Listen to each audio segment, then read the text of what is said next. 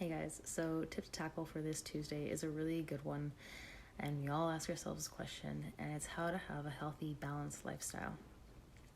It's a good one because we all get sucked into the mundane, repetitive lifestyle of studying, and we actually really do forget to take care of ourselves. Now, a lot of times we equate health with going out to work out or exercise, but you have to remember there are a lot of other things to contribute towards your health, like, for example, making sure that you have a good eating regime, a good diet, making sure that your sleep hygiene is good and you're actually getting your recommended hours of sleep every day.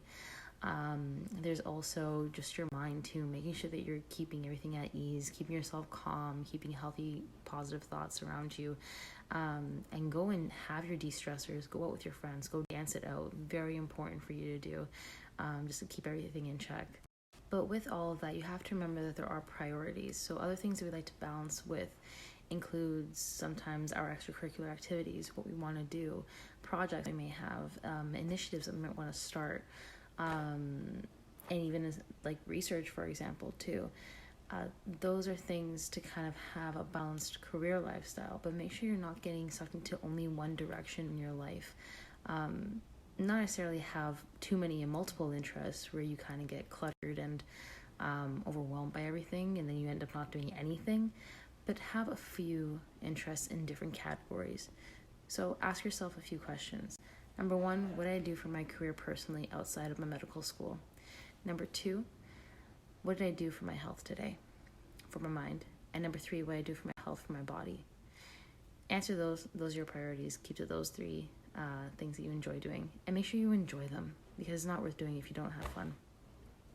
It all is totally achievable, I promise, and you can have something that is towards every aspect of you to make sure that you're prioritizing care for yourself first and foremost, because if you ain't good, you ain't good nobody. So take your time and be good to you. Here are some other tips from other alumni. The following quote is from Dr. Khan.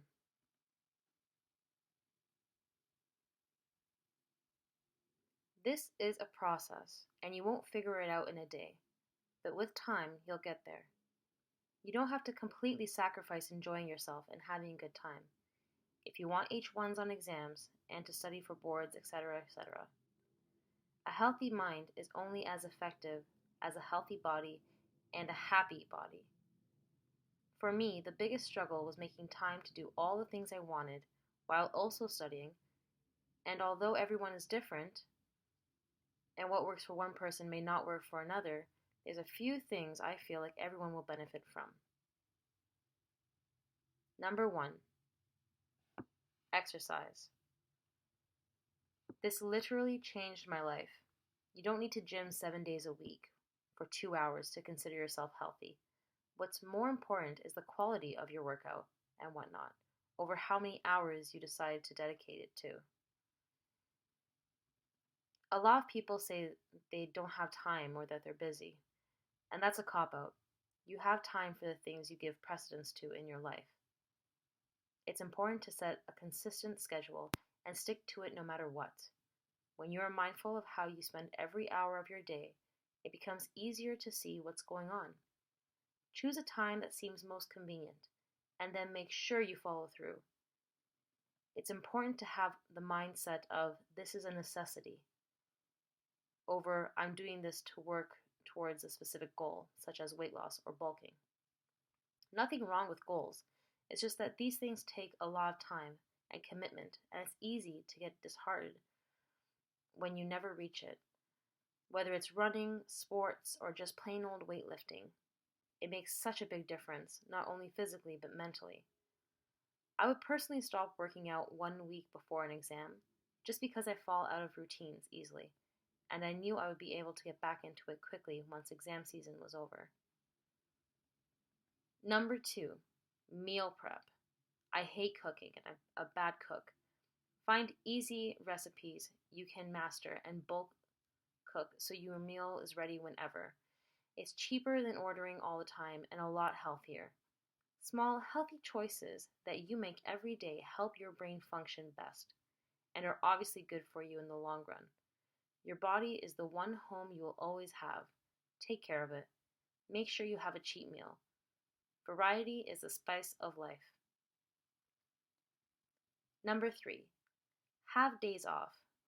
When studying, make sure you schedule yourself to have consistent off days, no matter what. I personally tried not studying on weekends unless it was a month out from finals or other important exams. Burnout is real and unhealthy.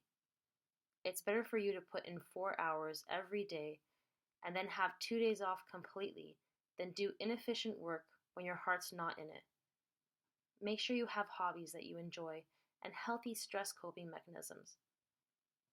It's totally okay to go out and go wild if that's what you enjoy, but make sure it's not at the expense of your routine and your health. Number 4, therapy. Med school is overwhelming, and your friends can be a wonderful support group. It's also always great to go and see professional help. If you don't feel comfortable speaking to your counselors, simply state that you want to be referred. Number 5, breakdowns. Medical students have reported high stress levels, almost twice to those of fields such as engineering and arts. Even though this is the normal, it is not good for your brain. If you have an underlying psychological disorder, seek professional help. If you're prone to breakdowns and freakouts, then that's totally okay. Stop everything. Take some time off. Focus on just being useless and working on what's worrying you. Sometimes the best thing you can do is cry and eat McDonald's fries until you're at a place where you can look at it all objectively.